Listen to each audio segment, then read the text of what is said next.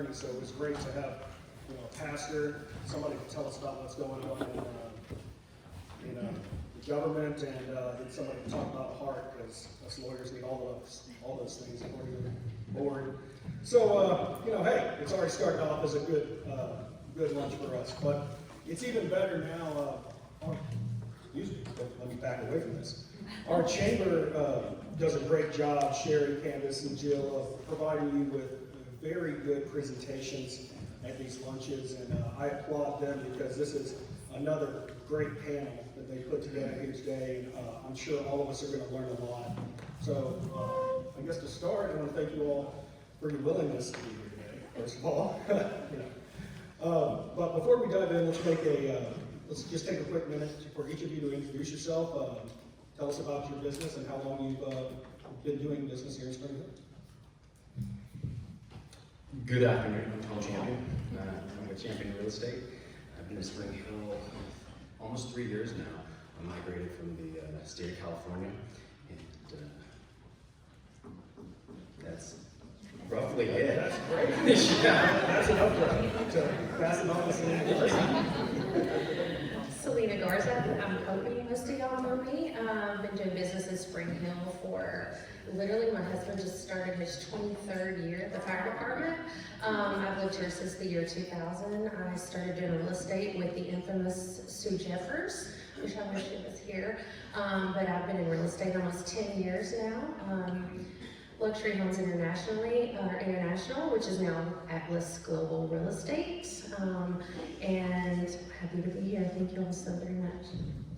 Lydia Engineering, and I own the Awaken House, and we have been in business for just a year and a half. I have lived here for 8.5 years, moved here from Arizona in 2017, just before the big migration kind of began to happen. But had been traveling here for several years prior to moving here for creative purposes, for songwriting, for doing a lot of things in the creative industry. But I'm so thankful to call Spring Hill home. Absolutely love it here. And yeah, business for a year and a half, and just love it. It's the best place in the world. Good afternoon, guys. My name is Garrett Scott. I'm with Hero Pro Services, so we do everything that involves commercial and residential service and repair. So that can involve anything from your small handyman of hanging a TV and mounting that, all the way to full-scale remodels, so taking your master bathroom or kitchen down to the studs and making it back better than ever. So that also includes your HVAC, electrical, plumbing. So we wanted to make a one-stop shop that homeowners or business owners could come to. Instead of having to call 3 different independent people, they can call one person.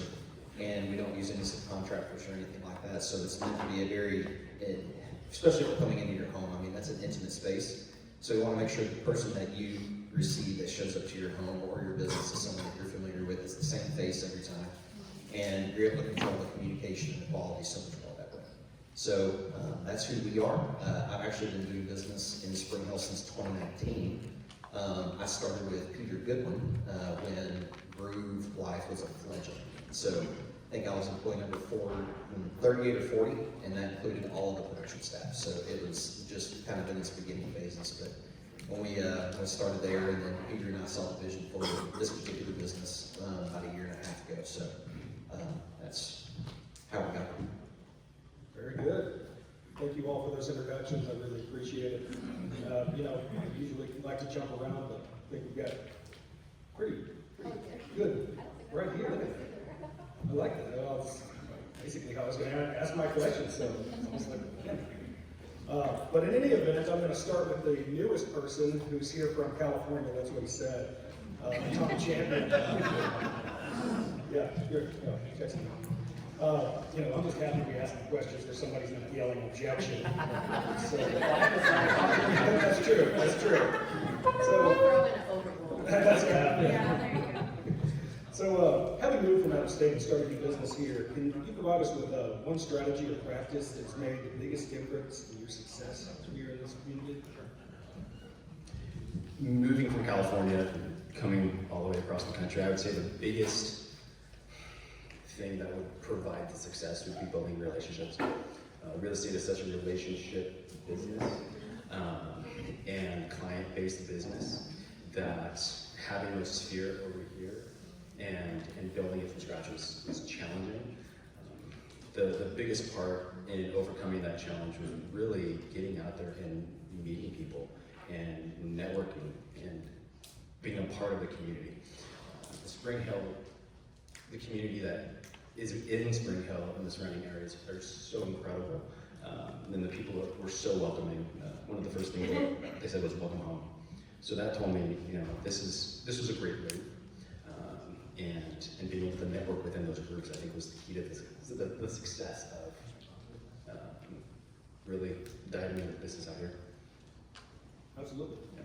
Appreciate that. You did a great segue for Selena real quick because you said marketing and visibility about Selena Garza. So, Selena, can you tell our business owners here and leaders what's a simple, maybe just one or two simple marketing or visibility tactics that you consistently use and they work for your business? Well, thank you. First of all, again, I'd just like to express gratitude for being here because I work in a lot of communities that I specifically and deliberately serve in the city of Spring Hill. And so to answer your question, if I could say one thing, it's just all about community engagement. I try to attend as many local events as I can. I put sponsorship budgets in my marketing budget to make sure that I can specifically sponsor. I also, social media engagement. I share local businesses, I support local businesses through social media, then I also try to collaborate with local businesses and other businesses. If we can dual promote or we can partner on events, I try to be very purposeful in that. Love So it. thank you. Absolutely. Lydia, going over to you because I've been to the Awaken House. I know how you have so many resources and you use them so well. And so just give a quick pitch to you there. But please tell us about your local resources organization and connections that have been the most valuable to your business. Yeah, absolutely. In fact, I said my name and the name of my business, but I actually forgot to say what we do. Do you mind if I take a minute? So we serve coffee on the daily. We are a coffee house. We are an event venue. So if you have a private event that you need to host, we also host a lot of public events for our community, which was a huge part of my vision. We have 3 creative production studios, a songwriting room, and an Airbnb on the property. So we are kind of 4 main things in one. So when he says resources, that's what he's referring to. But I come from a pastoral ministry background. I've been a licensed and ordained pastor for 23 years. And so I did not come from a business background. So my heart in Awaken House was really for the people. And so some of the local resources and the connections that have been most valuable to me have really become the people that we get to serve, which isn't just people coming in for coffee, although that's a huge part of it. And I love coffee, I'm Norwegian, so give me a strong cup of coffee and I will go. But it's the creatives, it's the entrepreneurs. I think we've all caught on to how many entrepreneurs we have in this area, specifically creative entrepreneurs. And so those relationships, all the people that I've been privileged to meet, come alongside, be able to provide a space for them to create, has just been so beautiful. And it's really the biotic connection, that just organic relationship that has built that I think has actually helped spread the word about Awaken. It's just, they've been so faithful to just say, hey, you just need to get a cup of coffee, come and sit. If you need to record a song, if you need to record a podcast, if you just need to get away and have a weekend, with your significant other, come and do that, So it's honestly been the people in this community that have been the biggest resource and the biggest connection. Absolutely. Garrett, I'm going to get to pick on you because selfishly I have, in reviewing your company, I'm sitting there going I have a question I need to ask him because this is going to be a problem I'm going to have soon. So, what has helped you attract and retain good employees in Spring Hill? Because I'm going to be hiring soon and I need to know. That's a great question. So, finding good people can often feel challenging. So what I would tell you is to have as large of an unofficial staffing agency as you can. And what I mean by that is your staffing agency is your employees. So if you don't have a culture, or if you're like, well, I don't really know what our culture culture is, you got one. It might not be something that you're paying attention to, and it could be something that could be completely changing or altering the way that you keep and retain, but also find new employees. So one of the things that my team has kind of been tasked with is we are wanting to make an exemplary culture that you can't find anywhere else. And so if you do that, the people that are on your team are going to be a de facto HR and staffing agency, and they're going to be trying to find people that are their friends, their family, whoever it could be, that's going to be coming and saying, hey, this place is amazing. You need to come and join, because I've really enjoyed it. It's not just a workplace for me. It feels like a family. It feels like a really good group of friends where we share life together. We're showing up and we're doing business and we're doing our jobs well, but at the same time, we get to have fun while we do it. And so one of the biggest things that I could just encourage any business owner, or wherever you find yourself in management, even if it's for a small team, because a lot of times those small teams can have their own type of culture that's part of the bigger one. Develop that culture, strengthen it to the point where your employees become raving fans, and they're going to be the ones that are going to find and retain talent for you. So it's not a singular person. You can't have one person that's just going to be showing up and doing all of your staffing and trying to retain that. You got to have the full army behind it, and that's how you can end up doing it. That's great, especially the culture here and that just makes me want to run through a wall for my football players. So one thing we learned when we graduate from law school and go out into the world is we're going to make mistakes, and we're all going to make mistakes, and we're going to learn have to learn from those, or else we're not going to move forward. And so I feel comfortable because I know Tom is thick skinned. So Tom, I'd like you to maybe give us one lesson that you learned the hard way, and that other businesses here in the room should kind of know. Don't wait to meet people. Don't wait to network. Don't wait to build relationships. That was one of the things that I waited to do when I first got here. And I don't regret very many things, but that's probably one of the things that I regret. The community is so supportive in Spring Hill and in the surrounding areas that get involved. Become a member of something. Become a member of the chamber. That would be incredible if you're not. But be a part of the community. Reach out to people. Grab a cup of coffee, grab lunch, grab dinner, but build those relationships, and don't wait to do that. They will lift you up, and rising tides raises all ships, and that's definitely been a key factor in my business. But not only that, but be of service. And that's what I always strive to do, is be of service to my clients, help them in any capacity that I can, whether through real estate wise or getting them a gallon of milk if there's a snowstorm coming, which never happens, by the way.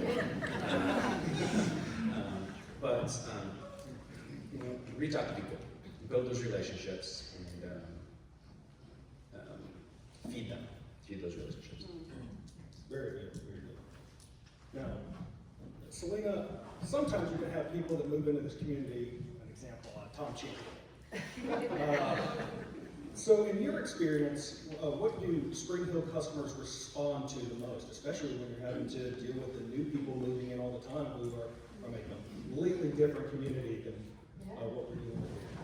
That's a great question, and just like I did with Tom, I think personalization is super important. Talk to people, remember their names, call them by their names, be present whether it's a personal transaction or it's a business transaction. We're very involved in our phones or all these tech devices. I truly put them down and really have a strong talk and be there now for those particular situations.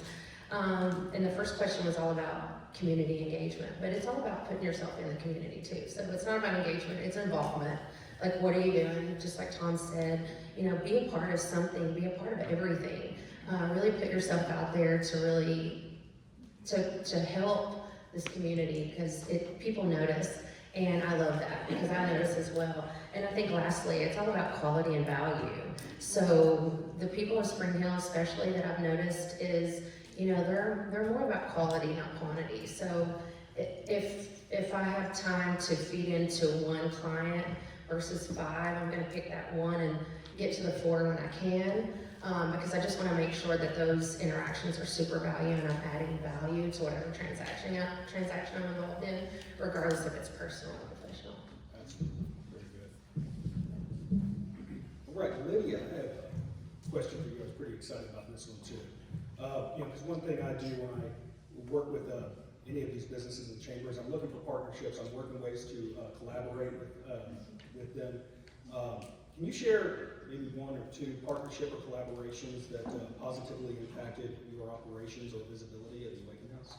Yeah, absolutely. So very early on, I kind of felt like part of my vision was to come around these small business owners in the community, these entrepreneurs, whether they had no businesses or small little endeavors that they were doing out of their home, and offer free pop-ups for them at the Awaken House, where they could come for an entire day, usually our busiest day, so that the more people could see them.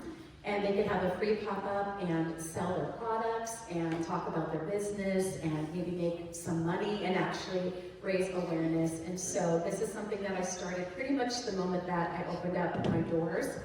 And I basically just went on social media, which for me has been the best tool ever. I actually don't spend a lot of money on marketing. Social media has been a very, very, very big tool. But just said, hey, business owners, free pop-up. Here's a link, boom. I had like 40 requests, and literally almost every weekend for my first year and a half, I had all these amazing small businesses throughout our community come and do pop-ups, and it brought me so much joy because, and I would even have these teenagers that were, you know, 14, 15, 16 years old and selling these crafts and these creative things, and it just brought me so much joy. I'm actually a mom of 4 teens, they're all very creative, and so that partnership in particular has been really sweet. Many of you know my friend Erin Hartwell, who is here today. Give it up for Erin. Alderman Erin Hartwell. I will share about her very briefly. Many of you know her, some of you might even know our story, but this is a beautiful example of an experienced entrepreneur, being Erin, coming alongside a non-experienced entrepreneur, being myself. And like I said, I come from the church and ministry world. My passion is people. I have a lot of people experience, but when I knew that I was supposed to shift into what I like to call marketplace ministry or faith-based or missional ministry, I knew that I needed help, and I happened to live across the street from Erin. And Erin really came alongside, and number one, she listened. She didn't tell me that I was stupid or couldn't do it, or that my dream was too lofty, but she asked me direct questions, and then she walked alongside me to help make that dream a reality in many different ways. But she saw me through, especially that critical part of launching our first year. I knew I could go and ask questions, and so I think if we as business owners can be a little bit more willing to, quote unquote, like the Bible says, stretch out our tent pegs and be willing to maybe bring others along in that journey. It's something on a pastoral level I've had the privilege to do for many years, but I've never been able to experience it in business. And so when I found that like-mindedness in Erin, it sparked courage in me. It sparked creativity. She does not do the things the same way I do. I don't do the same things that she does, but we actually began to learn from each other. And so that's just one example, and I'm sure that there are many other people in this room that have a heart to see others grow and be successful.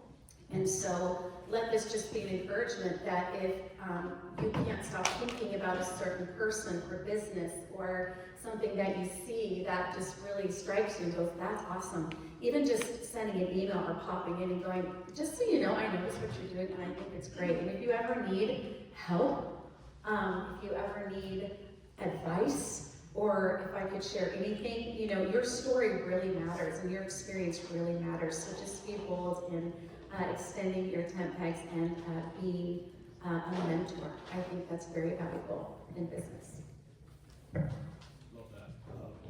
I appreciate these notes here, because I literally I'm going through these, so I'm getting a lot of good stuff. So, all right.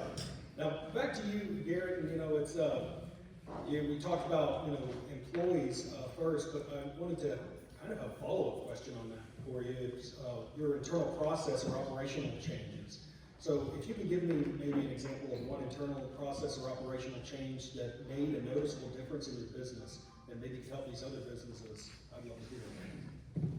I struggle with where to begin on this one because I've had a lot of mentors over the years and they've given me a ton of just amazing ideas when it comes to this sort of topic.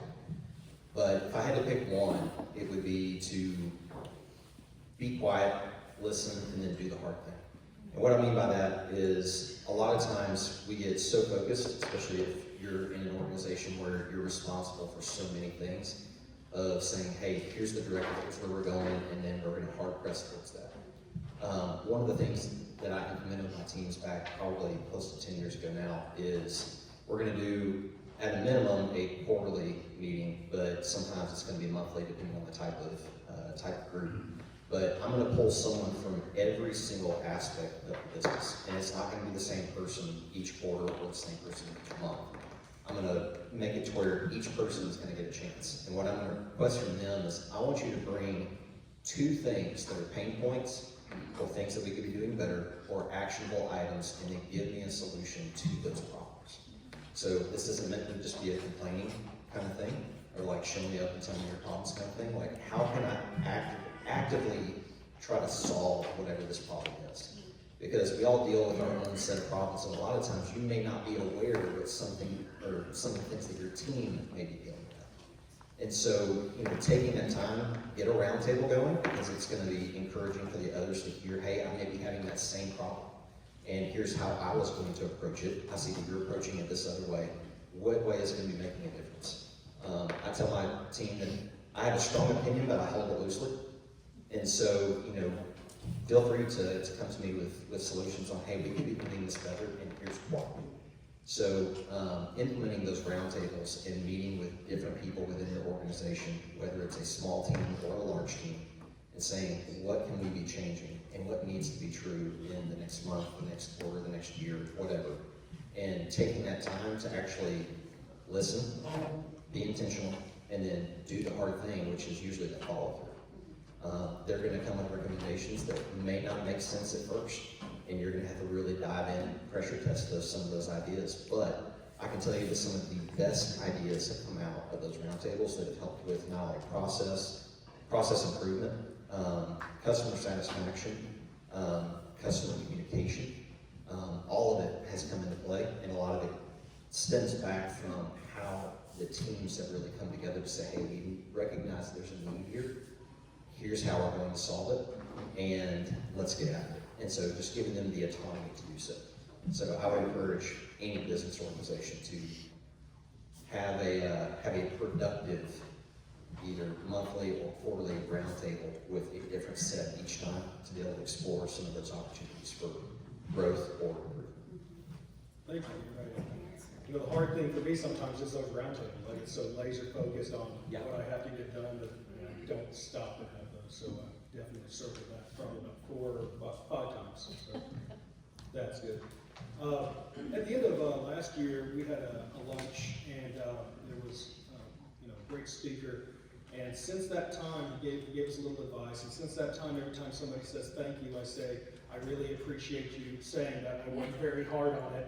I appreciate you acknowledging my hard work. So, yeah. I implemented that right away. And while after I do it, sometimes people are like, I don't say it as well as he did. Is what I'm getting at. But if you, Tom, we'll start with you, and I think this is for all of you, is if you could encourage every business here to take one action in the next 30 days to begin to move the needle, what would that action be?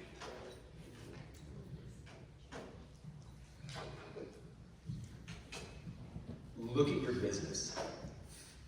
Find what you would want to tweak or what could turn the needle in the direction that you want to go. And seek out the people who have accomplished those goals or those tasks, and draw that support. Not only will you be building those relationships, but whoever you go to and ask those questions to, they're gonna love that. And it's okay to reach out and say, hey, I don't know this, but I want to. And even if you're the CEO of a company, one of the things that I did when I was in a healthcare leadership role was to draw on your point.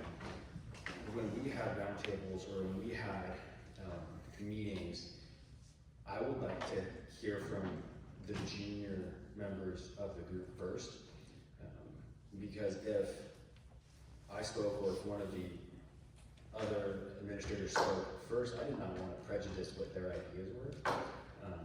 So I would encourage you to listen to everyone in your organization from the ground up, and let them speak first sometimes. It's okay. But draw on the support of your staff, draw on the support of the community, reach out and make those relationships and those connections, and really let them help you grow. Linda, how about you? What is something you can encourage every business here to, or action in the next 30 days to move the needle in there? That's a great question. I'm very big on self-reflection. So I would say look at yourself. Like, I'm very big on brand. So what do I want people to see when they look at me? So I think that's first and foremost. You know, how do I want to be seen? You know, and I think secondly, very similar to what Tom said, is find other people in your industry that's doing it better than you. Iron sharpens iron, especially in the real estate world. There's a realtor on every corner, but there's enough real estate for everybody too. So I always source out the best realtors, and I want to know what they're doing. I want to know what they're doing to be successful. I want to know what their days look like.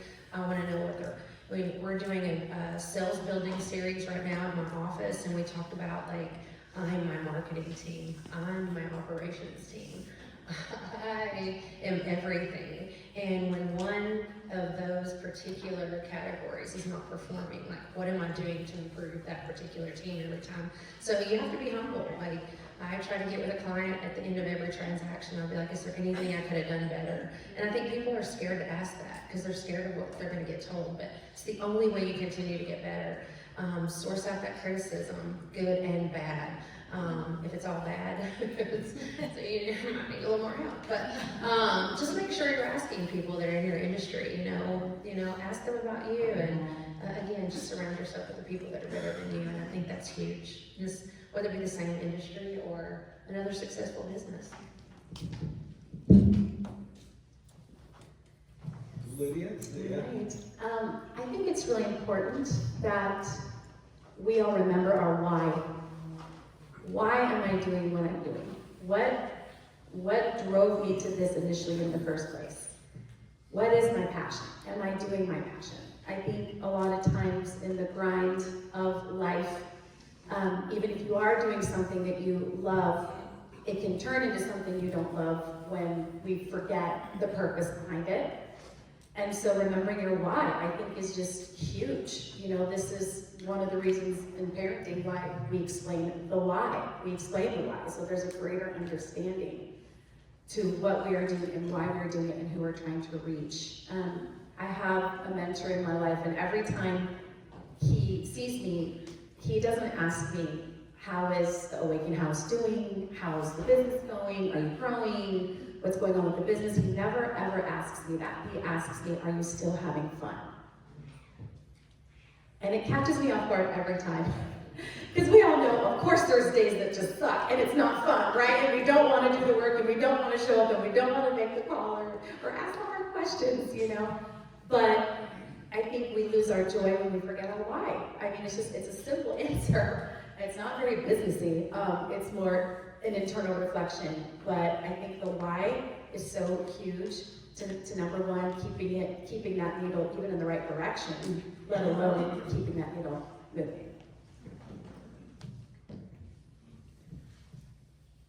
I'll piggyback on something you said. So I think it was really good, and I kind of want to dive into a little bit deeper. So one of the things that I've noticed is when you look at massive corporations, they almost all look the same. So remembering your why, but also recognizing that you're different and you created this thing to be different for a reason. What is that? And focus in on it. If it's to have the most amazing customer service that you could ever imagine, and it's just a concierge level of what you could ever expect, dive hard into that. If it is an outstanding product and the product stands on its own, and that's what you really need to dive into, press into that. So find that niche that you excel at and really lean into it. And then I would piggyback on that because it's similar to what you said. It's, business can be one of those things you don't enjoy it every day. Some days can be rough. But I would encourage you to, and y'all have to check me on this, to not be a cow and to be a buffalo. And what I mean by that is cows are known for running away from a storm, and a lot of times the storm is going to catch them and they're going to be in it for long. Buffalo actually run towards a storm so they get through it faster. So do the hard thing first. Get it out of your way so you can focus on the things that you're really passionate about. Because we're all going to have stuff that gets brought in and gets placed in front of us that, quite frankly, is going to be difficult. You're going to have clients or projects or whatever you name it. Some days are just going to be tough. So charge into those things, get them done, move past it so you can focus on the things that you're really passionate about to be making progress. Thank you all. That's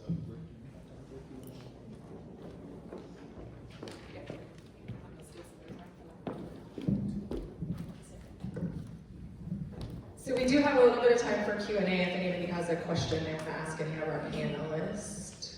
Put you all on the spot. I'll be the first. How do you know if it's a good idea for me? I think it's an amazing idea, but when you get it out there, it's like, no, your idea sucks. And now you've spent $500,000 and you gotta close the business. How do you know it's the right thing? I mean, obviously you research and what may be good for one city may not be good for the next. I don't know. What are your thoughts? I just had that question yesterday. I get it a lot, everybody I think I could do real estate, and I'm like, well, it's a big investment, just like most entrepreneurs or startup businesses are. Find somebody, put yourself in that industry, work it with somebody, see if it's for you before you invest a lot of time. And I think that's huge. I encourage anybody that wants to do anything, you want to feed that fire. I think that's important. You don't want to put a fire out, you want to feed it. So I think you should connect them with people that are maybe doing it similar to the same thing or similar thoughts and put them with them and just make sure that they know the right questions to ask. And it's like testing the waters. Let's test the waters before we put you out there against the world. I think the biggest thing too, when somebody has big dreams like that, and then they hit a wall, it's like their whole dream shatters, and you don't want that. So I think you have to just help them with the necessary steps and resources to make sure that it's a good idea for them. But keep the fire burning for sure. So that We should create a chamber cheerleading squad. I would be the captain. Does anybody else have a question? Yeah. I'll stop here and then I'll answer your way. We talked a lot about moving the needle and making sure that we're progressing. How do you filter the next best thing to focus on in your business?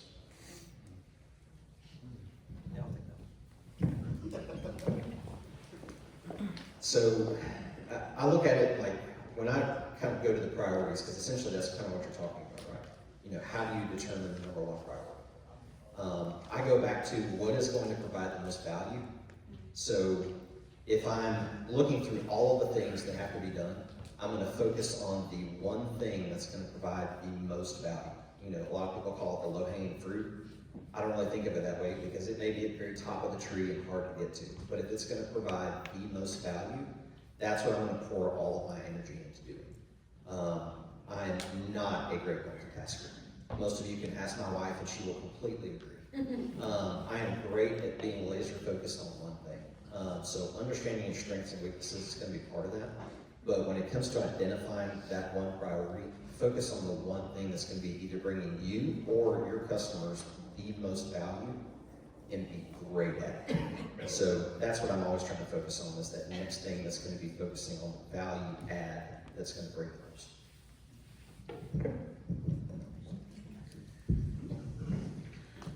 Garrett, I'm going to ask you a separate question. You mentioned developing culture in your first answer, and I just wanted to know, as a younger man on my own, what does developing culture specifically look like? I hear it all the time. It's often a buzzword for business owners, but what does that mean? Other than, hey, I'm a fun person to be around with at work. The fun thing is something that kind of happens as a byproduct. So I wouldn't focus on the fun. You know, you can do fun events and do that sort of thing, but if your people aren't engaged, they're just shitting. So what I would encourage you to do is sit down with them, have regular one-on-ones, and figure out what matters the most to them. Is it, hey, you know, I need to be getting out so I can spend a lot of time with my family? Is there any way that we can structure work days to be able to function for everyone that's going to fit with those kind of people? Great. Identifying all of those things that are going to move the needle in the sense that it matters the most to the folks that you're working with. Being paid well helps. Having great benefits helps. But showing up and being shoulder to shoulder with people that you love every day is hard to replace. And so if you're working on hire the people that are going to match the culture that you're trying to build. You know, really be intentional. And I've had this conversation with my leadership team. If we're looking to add someone new to our team, it needs to be a 51% culture, 49% competency. So the culture is always going to win. Because quite frankly, you could be amazing at your job, but if I can't work with you, or you have a really bad attitude, then it's going to completely poison the existing culture. So what I would encourage business owners to do, or management to do, if you're responsible for one person, you don't have your own internal culture, but is to really focus in on what matters to you and to them, and then try to meet those needs. So when those are met, the fun comes out. Yeah, I think when it comes to building culture too, it's like you have to be very clear about the culture that you want to build, and not back down on that, and hold everybody on your team to that standard. You know, vision casting, when you have your staff meetings or your roundtables, that you are constantly keeping the mission of your organization. If you have a mission statement, if you have a set of values or a set of priorities or pillars or whatever you want to call it, like there's never, if you even have to write on the walls and point to it and say, is what we are doing here aligning to these things? And I would keep it simple.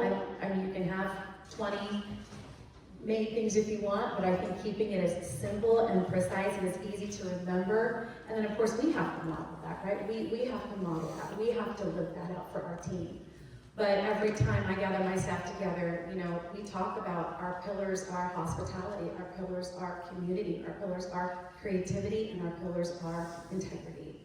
And how are we doing that? How are we, you know, and there are times where, again, like you said, where it's accountability, but I think we have to be very certain of it ourselves and not be afraid to constantly be bringing that out in front of them and living it yourself.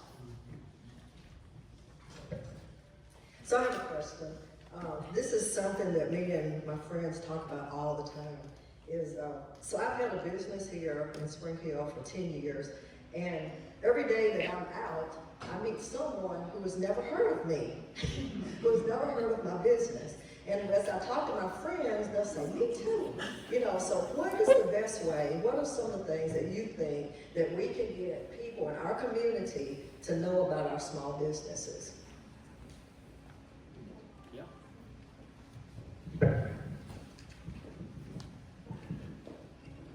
Get out there. Get out there. Make yourself visible. Meet people. Find meetups. Find organizations that are going to afford you the time to get in the rooms with a lot of people. And don't be afraid to make one. Don't be afraid to market, don't be afraid to advertise. Real estate is such a agent-branded business that you do have to market yourself and your company. So do whatever you can do to get out there in front of people. Aaron, to piggyback on your question as well. There are a lot of people who have done the similar businesses or same business that you could potentially be looking at doing in the future. So there's a lot of data out there, a lot of people that would have mentorship or ideas that can help get you over hurdles or multiply your processes to get you where you want to go a lot quicker than you would if you turned reinvent the wheel. I think Sherry and I, we had a conversation earlier about not reinventing the wheel, and ChatGPT is allowing people to look into processes a lot quicker. Oh, I'm sorry. Okay. She had a lot of great ideas with ChatGPT. And drop from those connections, drop from those connections. And Aaron, with turning the needle, understand the processes. Where do you want to focus on that business? Your business grows with your focus. So understand your systems, understand your processes. Be able to dial in, okay, I want to focus on finances and increasing my bottom line or my net. What's going to take me there? Who has gone from where I'm at now to where I want to go 6 months from now, a year from now? Set those goals, but then direct yourself in the ways and the methods in which you're going to achieve those goals, and then analyze, am I achieving those benchmarks? And if I'm not, why am I? So, things like that, that'll help you out. And in Ryan, the culture, the why. You gotta ask not only the mission, vision, values, but the W, the why. If they don't have the why that aligns with the company's culture, you're never gonna get them. And that's just innate in a lot of people. You can try to instill those whys or that culture into somebody, and if they're just not there as a person, you're never going to get them there. And you can spend thousands of dollars in trying to invest in them, but it's just not going to fit. They're not going to click. Hire slow. The old saying, hire slow, fire fast, makes you really fire. You got to go in a different direction. But hire slow. Make sure that they feed the culture, but also the culture feeds them. And that's been key for me in the brokerages that I've sought out, the mentorships that I've sought out, in that it has to feed your cup as much as you're going to feed them. It's not a two-way street. It's 100% for me and 100% for them. And it'll pay off. The dividends will be immense, and they will be vested in your organization as long as they are, I'd say, being kept fed by the culture. Well, I'd like to thank our panel today.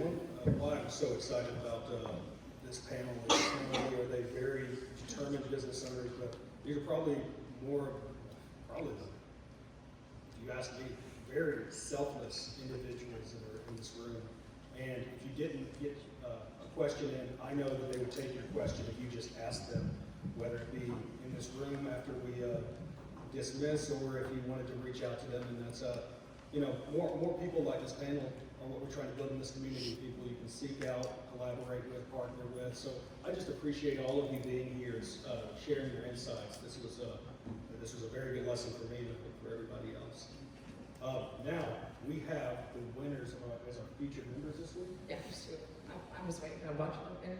You what? I want to just want to see you pronounce those names. Oh, Real excited. my last name's Jordan. So, this should be really fun. All right. Our first winner is, Told you. Sharon Adami with Reflections I Care.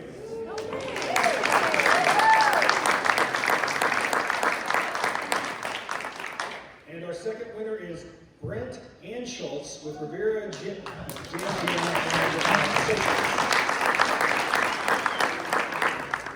That's the best I could do. Yeah, I chat GPT. Thank you everybody for coming. Don't forget February 12th is our next luncheon. That is a different date, so just make sure you mark that down.